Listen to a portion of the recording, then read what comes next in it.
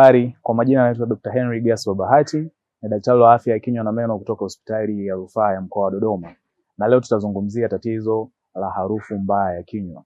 Harufu mbaya ya kinywa inaweza kuwa na sababu kuu za aina mbili. Sababu zilizopo ndani ya kinywa na sababu zilizopo nje ya kinywa chenyewe. Sababu zilizopo nje ya kinywa mfano ni kama watu ambao wana tatizo la mawe katika eneo la koromeo ama kwa kitaalamu inaitwa tonsil stones, ile inaweza kupelekea tatizo la harufu mbaya katika kinywa.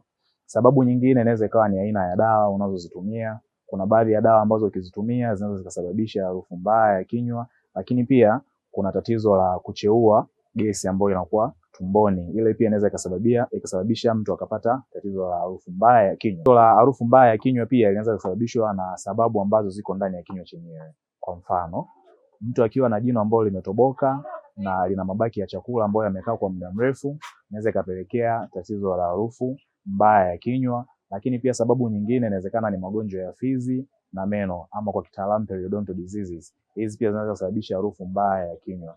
Lakini pia sababu nyingine inaweza ikawa ni usafi wa ulimi.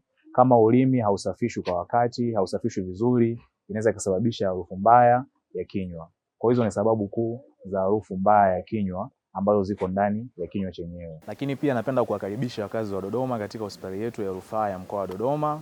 Huduma bora ni kipaumbele chetu. Sisi ni ndugu namba moja wa mgonjwa. Karibuni tuhudumie.